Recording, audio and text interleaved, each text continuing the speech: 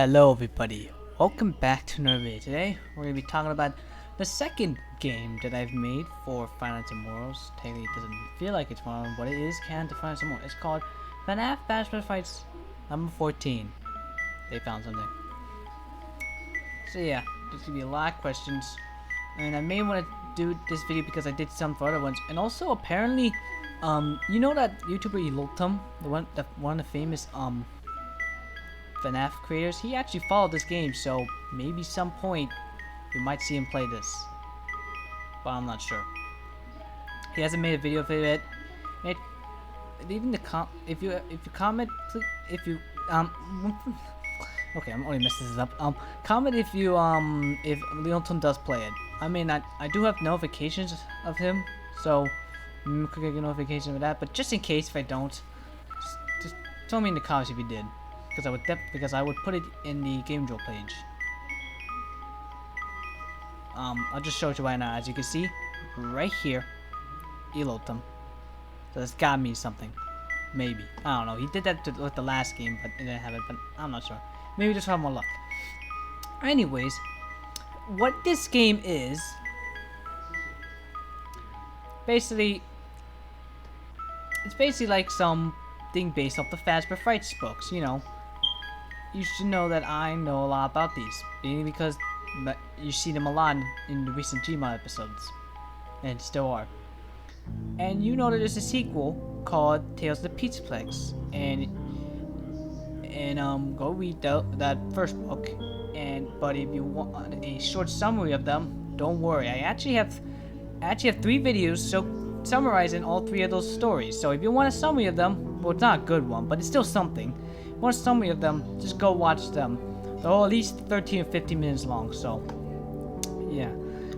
Anyways, you might be wondering, there were 12 stories. Why is this number 14? Well, again, someone is making a fan-made 13th book for Fazbear Frights already, and I didn't want to make a 13th one as well, so I changed it to 14 to make it different. So I guess I'll just talk about what happened in the game. Spoilers for the game, by the way. So the first story is, of course, they found some, which is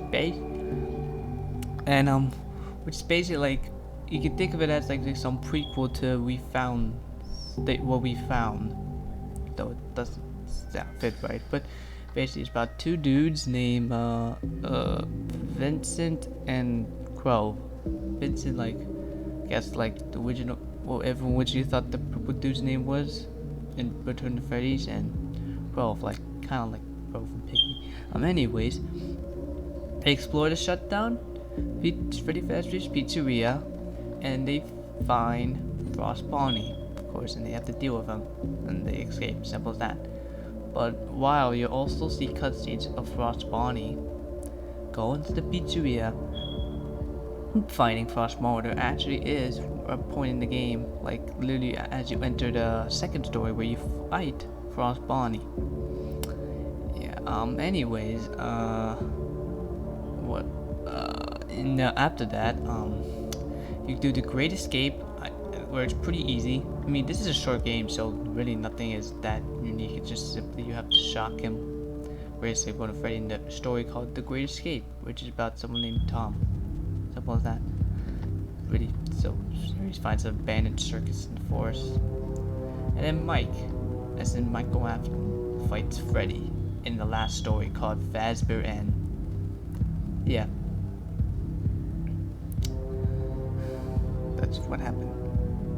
Well, it's a nightmare, so it's not actually Freddy, but technically, because of agony, it technically is Freddy, but not Freddy. It's just the agony of Freddy that he's fighting.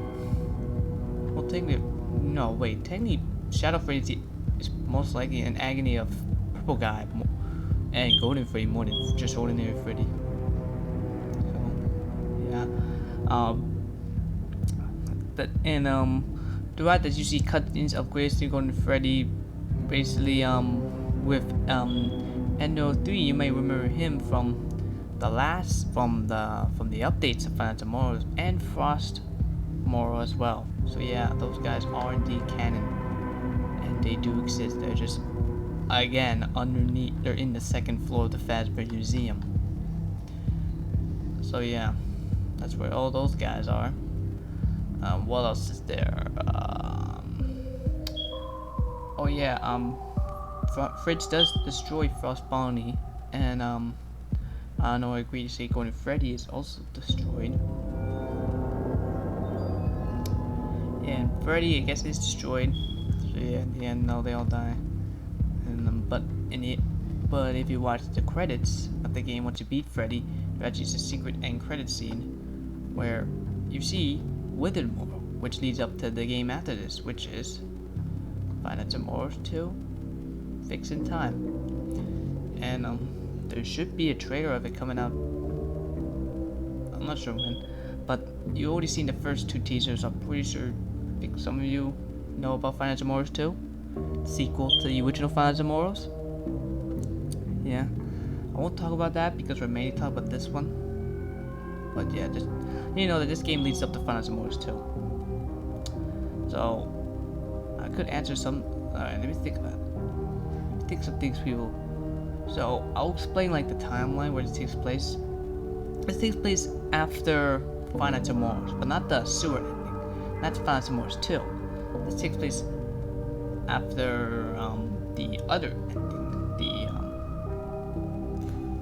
You know, after Thomas runs away from Fritz. After that one. Oh wait, spoilers for, I guess, Five Nights at Freddy's. I mean, you should know. I put it in the intro, so you should know there's spoilers. Anyways, what else? Oh yeah, this takes place like a year after that. So like, this takes place in 2006.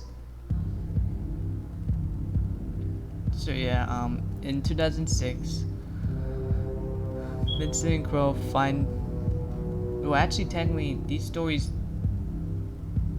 Technically, the Fazbear Frights stories here, they take place in different timelines, technically. So, this one, they found something, takes place in 2004. The Great Escape takes place in 2005, and the other one takes place in 2006. I guess I can officially say that.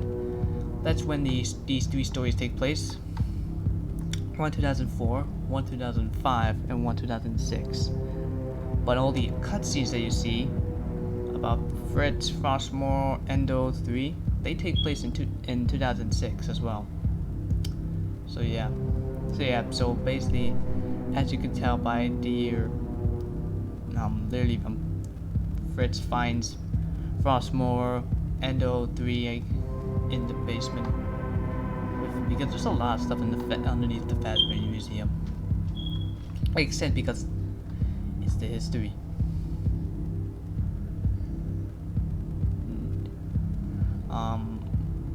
I don't think there's really anything else to say. Yeah. Oh. I guess also FNAF's almost turning 8 years old. 34 days ago, FNAF 4. No, wait, not 4. Like a few days ago, FNAF 4 turned 7 years old. And also pretty soon, I think Five Nights at Candy's also gonna turn 7 years old. Or it already has. I think it already has. Five Nights at Candy's. I think it's now also 7 years old. Because I still don't know when Five Nights at Candy's actually came out. I know it's sometime in July, but I'm not sure if it's before FNAF 4 or after FNAF 4. That's the thing.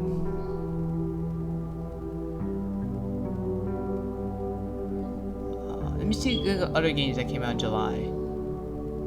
Other FNAF games. I guess we could say Jolly 4? No, not Jolly 4. Jolly 4's not out yet. Jolly 3 Chapter 2. I don't know if that came out in July or if that came out in June. I know Jollibee's came out in August, and Jollibee's Phase 2 came out in April. Jolly's and Jolly 3 came out in September. We're getting off topic. I don't know why. I should end this video now. That'll be in the video. Hope you enjoy. Please like and subscribe. We'll see you all next time. Bye, everybody.